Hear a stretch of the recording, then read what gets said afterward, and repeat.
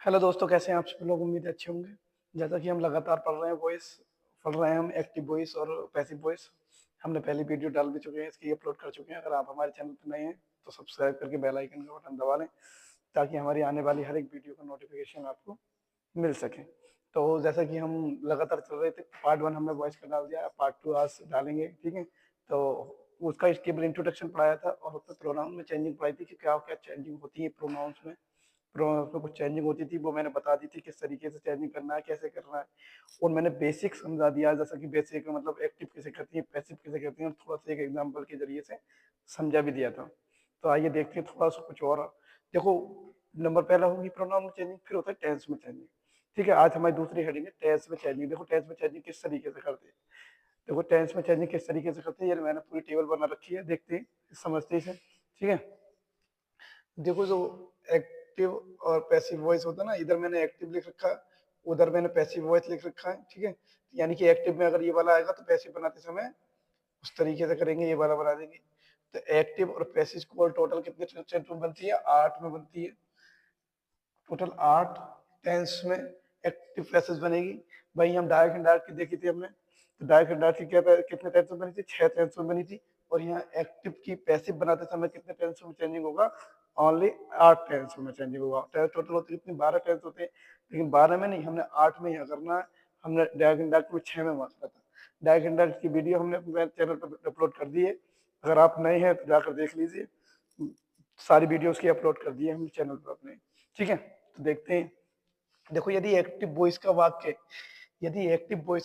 Active voice का sentence यदि present indefinite में दिया है, यानी कि पहले चीज तो एक बात और समझेंगे हम, हमें हर टेंस की पहचान आनी चाहिए कि कौन सा, हमें पहचान जरूर आनी चाहिए कि हमें ये पता चलना चाहिए कि ये टेंस पहुंचा कौन से टेंस में है, मतलब कौन सा टेंस बना है, इससे क्या हमने कॉमन वर्ड लिया है, ताकि ये हमारा प्रेजेंट इंडेफिनिट है, ताकि ये प्रेजेंट कंटिन्यूअस है, ताकि प्रेजेंट परफेक्ट है। इस तरीके से ये चेंज हम, ये जो मतलब चेंजिंग जो होती है ना, ये तभी कर पाएंगे हम जब हम टेंस की पहचान कर पाएंगे।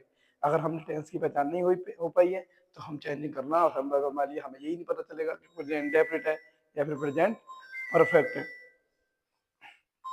हमें जो है ना, टेंस की पहचान होना बहुत जरूरी है। अगर हम टेंस की पहचान नहीं कर पाए तो समझो कि हम एक्टिव पैसेज नहीं बना पाए, ये समझो। देखो, एक्टिव पैसेज पढ़ने से पहले हमें टेंस पढ़नी चाहिए। हमें सारे टेंसों की पहचान पढ़नी चाहिए, कौन से टेंस में कौन सी हेल्पिंग वर्ब आती है, कौन से टेंस में कौन सी सेकंड फॉर्म आती है, आईएनजी कौन से में आती है, सिंस फॉर लगाते हैं कहाँ लगाते हैं, हैज बीन कहाँ लगते हैं, हैड बीन, ये सब हमें पता होना चाहिए कि कहाँ कहाँ आती है। तब हमें उसे चेंज नहीं कर पाएंगे इसके अनुसार। देखते हैं। देखो, यदि हमारा एक्टिव वॉइस का वाक्य प्रेजेंट इंडेफिनिट में दे रखा है, यदि हमारा एक्टिव वॉइस का वाक्य प्रेजेंट इंडेफिनिट में दे रखा हो, तो पैसिव वॉइस बनाते समय इज, एम, आर, इज में डालेंगे, चेंज करेंगे, एम में करेंगे, यानी कि इज को इज में, एम को एम में, आर को आर में। सब्जेक्ट के अनुसार होता है ये, ऐसा नहीं आई आ गया तो आर लगा दिया, आई के संग एम ही आगा। ठीक है ना, तो इज, एम, आर में चेंजिंग कर देंगे, प्लस वर्ब में आईएनजी लगा देंगे। सॉरी, वर्ब में आईएनजी नहीं, वर्ब की थर्ड फॉर्म लगा देंगे। देखो, थर्ड फॉर्म एक चीज और है, आईएनजी कब लगाएंगे? आईएनजी लगाएंगे कंटिन्यूअस में।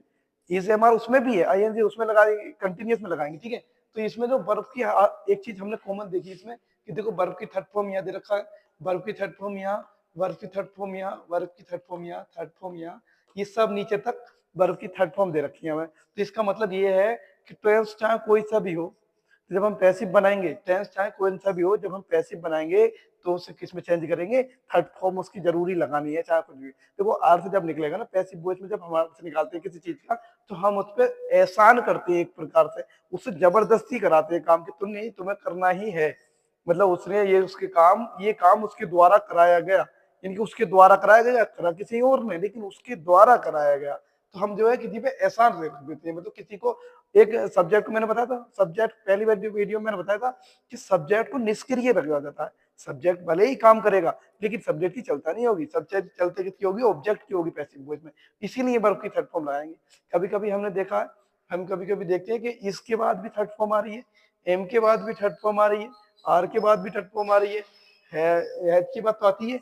और क्या कहते हैं, हमें ये समझ में नहीं आता कि भाई ईद के बाद तो प्रेजेंट इंडेफिनिट होता है, इसमें तो इसमें फर्स्ट फॉर्म क्यों नहीं लगाते? देखो फर्स्ट फॉर्म हम लगा सकते हैं, लेकिन वो थर्ड फॉर्म इसलिए नहीं लगा रहे हैं क्योंकि उन्हें जो अर्थ निकलवाना है तुमसे उस सेंटेंस का, वो पैसिव वॉइस में अर्थ निकलवाना है, पैसिव वॉइस में वो अर्थ मांग रहे हैं, इसीलिए वो तुमसे तुम्हें इसके बाद थर्ड फॉर्म लगा के दे रहे हैं। देख ठीक है, देखो यदि प्रेजेंट कंटिन्यूअस में, अब प्रेजेंट कंटिन्यूअस देखो हमें पता है कि वर्ब की थर्ड फॉर्म का यूज करना है, हमें हर जगह वर्ब की थर्ड फॉर्म का यूज करना है, तो कंटिन्यूअस में तो आईएनजी आती है वर्ब में, कंटिन्यूअस में जो होती है आईएनजी आती है वर्ब में। चलो देखो आईएनजी को हम पहले अलग करेंगे, देखो is am are plus verb में आईएनजी, यही तो होता है प्रेजेंट कंटिन्यूअस की पहचान, तो हम आईएनजी को उसमें से अलग करेंगे और इच को अलग करेंगे। तो अब पूरा वर्ड बना लिया हमने, आईएनजी निकाल के बीइंग कर दी, ठीक है। अब हमने जो भी वर्ड था हमारे पास रीडिंग था तो रीड रहने दिया हमने, ठीक है। तो हमने क्या करा इसमें आईएनजी अलग निकाल दी, अब वर्ब की थर्ड फॉर्म हम आसानी से निकाल सकते हैं। तो इसका मतलब ये हो गया कि प्रेजेंट कंटिन्यूअस में दिया है तो इज बीइंग, आर बीइंग या फिर एम बीइंग करके प्लस वर्ब की थर्ड फॉर्म का यूज करते हैं, ठीक है। अब प्रेजेंट परफेक्ट देखो आप, प्रेजेंट परफेक्ट में क्या होता है, हैज हैव आता है, ठीक है, हैज या हैव आता है, ठीक है। अब हम क्या करेंगे, प्रेजेंट परफेक्ट का हम चेंज करेंगे, जब पैसिव वॉइस बनाएंगे तो उसका हैज आएगा तो हैज बीन कर देंगे, हैव आएगा तो हैव बीन कर देंगे। मतलब कहने का मतलब ये हैज बीन का हैज बीन भी, हैज का हैज भी रह सकता है, लेकिन ये सब्जेक्ट पर डिपेंड करेगा कि सब्जेक्ट हमारा प्लूरल है या फिर सिंगुलर है, ठीक है। अगर सिंगुलर है तो हैज बीन लगाएंगे और प्लूरल है तो हैव बीन लगाएंगे प्लस वर्ब की थर्ड फॉर्म। हमें इससे मतलब नहीं है वर्ब की कौन सी फॉर्म आई है, हमें इससे मतलब रहेगा कि हर किसी में वर्ब की थर्ड फॉर्म हमें यहाँ से यहाँ तक लगानी है। ऐसा मत सोचना कि इसमें नहीं है थर्ड फॉर्म तो इसमें लगाएंगे, या ऐसा कुछ नहीं है, थर्ड फॉर्म हमें लगानी है पैसिव में तो लगानी ही है, ठीक है। देखो तीन सेंटेंस प्रेजेंट के हो गए, केवल तीन ही सेंटेंस में बनती है। अब पास्ट की तीन देख लेंगे, past past indefinite, past continuous, past perfect. देखो पास्ट की तीन वो और तीनों छह और दो फ्यूचर की आठ, यानी टोटल 8 टेंस में बनती है, ठीक है। अब पास्ट इंडेफिनिट का हम देख लेंगे, पास्ट इंडेफिनिट को जो बदलेंगे तो वाज, जैसे कि हमने इज एम आर वहां लगाया था, इसी तरीके से यहाँ लगाएंगे वाज प्लस वर्ब, वाज या वर्ब प्लस वर्ब की थर्ड फॉर्म। इसी तरीके से कंटिन्यूअस वाज बीइंग या वर्ब बीइंग प्लस वर्ब की थर्ड फॉर्म, जैसे कि हमने ये अभी देखा। इसी तरीके से यहाँ क्या आता है, पास्ट परफेक्ट में हेड आता है, पास्ट परफेक्ट में हेड आया तो हेड बीन लगा देंगे, हेड बीन प्लस वर्ब की थर्ड फॉर्म लगा देंगे, ठीक। देखो फ्यूचर इंडेफिनिट में क्या होता है, फ्यूचर इंडेफिनिट में क्या आता है हमारा, बिल या सेल आता है, सेल टू वर्ब जो आती है हम पहचान करेंगे तो बिल या सेल ही तो दिया रखो फ्यूचर इंडेफिनिट में, तो हम क्या करेंगे उसे चेंज करते समय बिल बी कर देंगे, जहां बिल होगा वहां बिल बी कर देंगे। ये भी किसके अनुसार, सब्जेक्ट के अनुसार। ये ना ध्यान रखें कि बिल है तो बिल बी ही रहने देंगे, अगर सब्जेक्ट प्लूरल आया तो सेल करेंगे, अगर सब्जेक्ट सिंगुलर आया तब बिल भी करेंगे, ठीक है। तो यानी कि सब्जेक्ट के अनुसार चेंज होंगी। अब बिल भी, ये सेल भी प्लस वर्ब की थर्ड फॉर्म। फ्यूचर परफेक्ट आया तो फ्यूचर परफेक्ट में बिल सेल होता है, बिल सेल यानी कि विल हैव और सेल हैव होता है, ठीक है। अब बिल हैव सेल हैव को will have plus shall have plus verb की थर्ड फॉर्म कर देंगे, ठीक है। अब के ये आएगा can, may, might, should, would, अगर ये आते हैं कहीं पे दिखते हैं, जो हमारे मॉडल वर्ब होती है ये हमारे कहीं पे दिखेगी तो हम इसके समय में क्या लगाएंगे, केवल इसके समय बी लगा देंगे और वर्ब की थर्ड फॉर्म लगाएंगे। जो भी आया कैन का कैन ही रहने देंगे, बी लगा देंगे, कुड का कुड ही रहने देंगे, बी लगा देंगे, शुड का शुड ही रहने देंगे, बी लगा देंगे, मे का मे ही रहने देंगे और बी लगा देंगे। और इसी तरीके से लगा के हम सेंटेंस को बनाएंगे। जैसे हमारी सारी चेंजिंग हो रही है ऐसे ही हमारी इसकी भी चेंजिंग हम करेंगे, ठीक है। ये उम्मीद है अच्छा समझ में आया होगा। देखो एक बार स्क्रीनशॉट में हट जाता हूँ इससे, स्क्रीनशॉट एक बार ले रहे हैं आप, एक ही बार में समझ में आ जाना चाहिए बिल्कुल। अगर देखो हमारे तब समझ में आएगा तो हमारे टेंस हमारे क्लियर होंगे।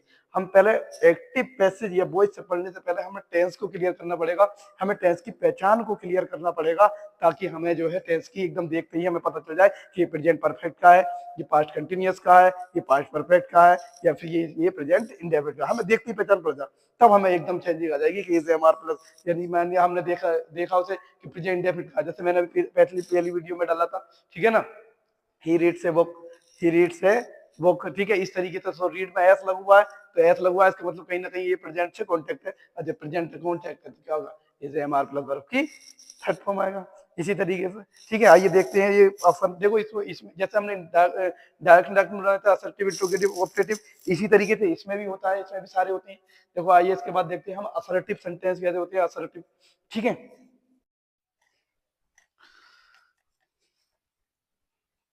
देखते हैं अब, ठीक है। हमने प्रोनाउंस की चेंजिंग देख ली है, हमने टेंस की चेंजिंग देख ली है, अब देखते हैं असर्टिव सेंटेंस में बनाते हैं हम किस तरीके से बनाते हैं। देखो देखो इस प्रकार के वाक्यों की शुरुआत सब्जेक्ट से होती है, असर्टिव सेंटेंस की वाक्यों की शुरुआत जो होती है ना सब्जेक्ट से होती है। अब ये वाक्य अफर्मेटिव भी हो सकती है, वाक्य निगेटिव भी हो सकती है। असर्टिव में अफर्मेटिव भी वाक्य आता है, निगेटिव भी आता है, ये दोनों अफर्मेटिव में आता है। इसके बाद आता है इंट्रोगेटिव, ठीक है। तो हम फिलहाल असर्टिव पढ़ लें तो असर्टिव देखेंगे। तो क्या करेंगे हम सब्जेक्ट, देखो पहला हमारा एक्टिव दे रखा उन्होंने हमें कि सी सिंग्स ए सॉन्ग, वह एक गाना गाती है, हमें इसका पैसिव वॉइस बनाना है। हम पैसिव वॉइस कैसे बनाएंगे, देखो हमने कहा था ऑब्जेक्ट का सब्जेक्ट बनाते हैं, तो ऑब्जेक्ट का सब्जेक्ट बनाया, देखो हमने ए सॉन्ग, ये सॉन्ग, ठीक है, ऑब्जेक्ट का हमने सब्जेक्ट बना दिया, ये देखो सब्जेक्ट था, ये मेन वर्ब में यस ये यस लगा हुआ है, और ये ऑब्जेक्ट था, तो ऐसे यस मेन वर्ब में लगा हुआ है, इसका मतलब क्या है, ये प्रेजेंट इंडेफिनिट टेंस है, ठीक है। तो ए सॉन्ग, अब देखो प्रेजेंट इंडेफिनिट टेंस है, नहीं हमने पहचान कर ली प्रेजेंट इंडेफिनिट टेंस किससे, क्योंकि ऐसे मेन वर्ब में ऐसे यस लगा हुआ है, और जब हमने पहचान कर ली प्रेजेंट इंडेफिनिट टेंस है, तो हम क्या, हमने क्या रूल था हमारा, is am are plus verb की थर्ड फॉर्म, यानी कि ए सॉन्ग, अब देखो इज एम आर में क्या आएगा तीनों में से, ए सॉन्ग एक गाना, सिंगुलर है प्लूरल, सिंगुलर है, एक गाना इज, ठीक, सिंगुलर के लिए इज लगाते हैं, फिर क्या आएगा मेन वर्ब, मेन वर्ब क्या सिंग आती है, तो संग आएगी, सिंग का संग आ जाते हैं, ठीक है, गाना संग वाई, देखो ऑब्जेक्ट का फिर वो सब्जेक्ट का फिर ऑब्जेक्ट बनाएंगे हर, सब्जेक्ट का फिर हो जाए, देखो सी का हर करा, बाय हर कर दिया, ठीक है हमने। अब देखो अगला देखते हैं पैसे, देखते हैं, ठीक है, ये पैसे देखते हैं, देखो हमने इसमें इसमें नोट दे रखा हमारा, नोट दे रखा, he is not writing letter, वह एक पत्र नहीं लिख रहा है, प्रेजेंट कंटिन्यूअस टेंस आ गया, देखो प्रेजेंट कंटिन्यूअस टेंस आ गया, वह एक पत्र नहीं लिख रहा है, तो हमने देखो ऑब्जेक्ट हमारे पास है ये, तो हमने ऑब्जेक्ट उठा दिया ए लेटर, ये लेटर, ठीक है, हमने क्या लगाया था, हमने ये क्या लगा था, प्रेजेंट कंटिन्यूअस टेंस आता है या कोई सा भी कंटिन्यूअस टेंस आता है, तो उसी की हेल्पिंग वर्ब प्लस बीइंग करके वर्ब की थर्ड फॉर्म लगाती है, तो देखो ए लेटर के साथ क्या सी आएगी, इज आएगा, ए लेटर के साथ इज आएगा, ठीक है, अब इज आ गया, अब हम क्या करेंगे, बीइंग लगाएंगे, अब बीइंग देखो कहाँ लगाएंगे, अब नोट कहाँ लगाएं और बीइंग कहाँ लगाएं, is not being, is not being, is not being लगा दिया हमने, ठीक है, अब क्या करेंगे हम, थर्ड फॉर्म लगाएंगे इसकी राइट की, तो रिटर्न आ जाएगा, रिटर्न बाय हिम, यानी कि एक एक पत्र लिखा गया उसके द्वारा, वो क्या उसमें क्या था, एक पत्र, वह एक पत्र नहीं लिख रहा है, इसमें क्या, इसमें क्या होगा, एक पत्र नहीं लिखा जा रहा है, एक पत्र नहीं लिखा जा रहा है उसके द्वारा, इस तरीके से पैसिव वॉइस में निकालते हैं हम, ठीक है, इस तरीके से ये एक्टिव एक और दे रखा है इन्होंने, तो इसका पैसिव बनाना है, तो देखो होमवर्क इसमें ऑब्जेक्ट है, ठीक है, होमवर्क ऑब्जेक्ट है, ये सेकंड फॉर्म है, और ये यस्टरडे, ठीक है, ये सेकंड फॉर्म है, तो हम क्या करेंगे इसमें सी नहीं, होमवर्क, होमवर्क, ठीक है, होमवर्क, अब देखो टेंस है कहाँ था, बात टेंस है प्रेजेंट, सॉरी टेंस है पास्ट इंडेफिनिट, अच्छा पास्ट इंडेफिनिट टेंस आता है तो बाद लगाते हैं, ठीक है ना, बाद लगाते हैं, डी वर्ब की थर्ड फॉर्म करते हैं, यानी डिड का डन हो जाएगा, डिड का done, why done yesterday, yesterday done yesterday by her, यानी कि उसके द्वारा, बाय हर, देखो हमने ये पूरा सेंटेंस बना दिया, बाय हर यानी कि सब्जेक्ट है उसके द्वारा लगा दिया, देखो ये सब्जेक्ट था, ये मेन वर्ब थी, ये ऑब्जेक्ट था, तो हमने उस ऑब्जेक्ट को सब्जेक्ट बनाया, फिर हमने देखा पास्ट इंडेफिनिट तो बाद लगाया, फिर हमने देखा डू हेल्पिंग वर्ब है, ठीक है, तो डू का डन करा हमने, ठीक है, डू का डन करा, उसके बाद में क्या करा हमने,